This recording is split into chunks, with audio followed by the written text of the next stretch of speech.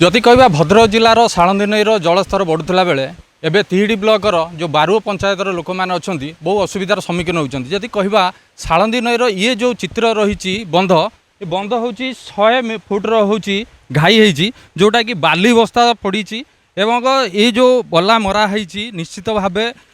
जो बंधु को केमिति मजबूत करा जीवो से दृष्टि रही जो ये देखिपे ये जो रस्सी बंधा है बंध केमिति न भांगिबो एवं जो टाइप बल्ला मरा है ये बंधु को मजबूत करने ये हूँ रही चित्र जो आम सहित अच्छा स्थानीय लोक अच्छा सीधा सड़क जावा कथा आज्ञा कौन कहे केमिति ये नदी बंध जो बाली बस्ता पड़ी केमिति कौन चित्र अच्छी। मो ना सुशांत बेहरा घर बारुडीह आपणकर ये जो नदीबंध भांगार गोटे कारण हूँ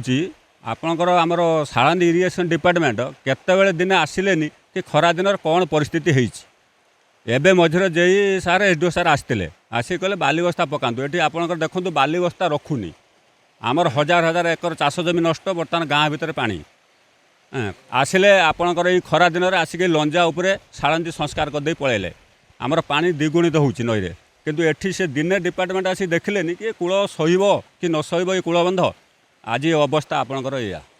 पानी अधिक बढ़े बंध तो ये तो आप देखुं आम जस्ट खाली बाली बस्ता पकई ये भी भासीज बोधे राति पाइला बेलू आपणकर ये जो बारुओ डीह आमर दपाणिया एमती नहीं काँपड़ा बंध कौन सी गाँ भल रही सब जलमग्न हो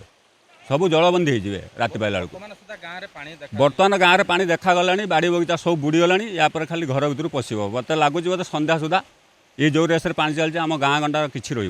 अच्छा कहते निश्चित भाव में बन्या पानी जेहेतु अधिक मात्रा बढ़ुची ये जो बंधर जो स्थिति रही बंध स्थिति जहाँ रही बर्तमान बंध उपरे पानी जाऊँगी निश्चित भाव में अधिक पानी हेले निश्चित भाव में आहरी क्षति हम तो आम सहित आउ जड़े जोड़ी होती आज्ञा कौन कहे केमिति बर्तमान स्थिति अच्छी। आज्ञा मु ज्ञान प्रकाश नायक स्थिति भयंकर स्थिति एवं आप लक्ष्य करेंगे जे डेंजर जोन 17 राजहाट जो डेंजर जोन अच्छी एवं 16.30 समथिंग चली आमर पानी फ्लोटा आगो को आहरी आईएमडी सूचना देठी ऑरेंज वार्निंग देती जदि राति पिकाल वर्षा बढ़ मयूरभंज को वर्षा बढ़ ऊपर मुंडर वर्षा है आमको भय लगुच एपर्तन 100 फुट एटा था आज्ञा 30 फुट्र घाई क्रमशः लंबी लंबी 100 फुट को व्यापिला प्रशासन पक्षर जहाँ भी अरेंज कराई स्थायित्व समाधान हो पार ना पानी बढ़ुची जी भी दायित्व नहीं हाथ भी समय ना से प्रशासन भी कौन दृष्टि ही दौना आज एत बड़ घाई जेई कि फोन कला जे कहते जे कौन करा आम आस्ते आस्ते करिया आपन कहतु एठी जो दायदार हम जनजीवन हानि हो एथि दायी किए इरिगेशन वाला दायी ना जिला प्रशासन दायी ना कौ माने दायी ना जे माने जो माने बुझीबाजी करछन से माने दायी कई बुझी ना आम कथा कौन लोक भी सुना आम जिलापाल को भी फोटो आउ विजुअल भी पठेचु जिलापाल भी कहते हाँ बुझे बोली एपर्तन किसी कौन 8 ରୁ 10 दिन है कौन आम पाखे प्रशासन 15 दिन हम प्रशासन पहुँची भी ना प्रशासन जदि पानी अधिक हुए ये जो नदी बंध रही स्थिति केमती रही स्थिति हम मनीष मैंने भासीजे गाँ गौड़ सब भासीज यह समस्या गाई गोरु असुविधार पड़े प्रशासन यह ही चाहूँगी आम चाहूँ स्थायी कूलबंध 30 फुट चौड़ार कूलबंध 50 फुट हाइट्र कूलबंध नहने पर आपण आगू को देखिए जे एवठू आमर गाँ स्टार्ट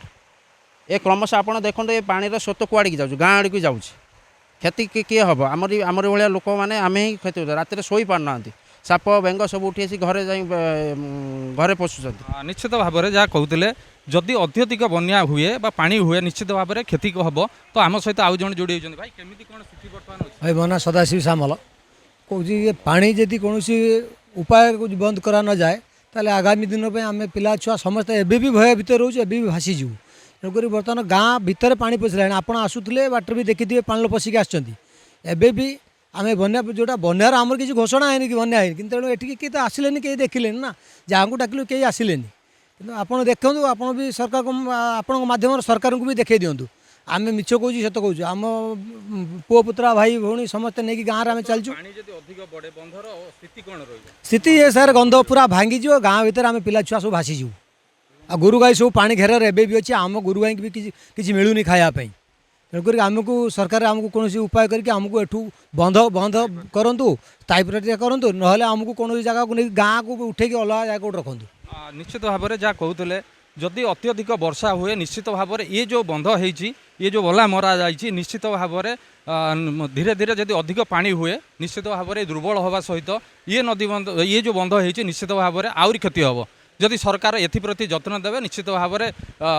ଯେଉଁ ଗାଁର ଲୋକମାନେ ନିଶ୍ଚିତ ଭାବରେ ସୁରକ୍ଷିତ ରହିପାରିବେ। ଭଦ୍ରକ ଜିଲ୍ଲା ତିହିଡ଼ିରୁ ଜଗନ୍ନାଥ ବେହେରା, ଖବର ଓଡ଼ିଶା।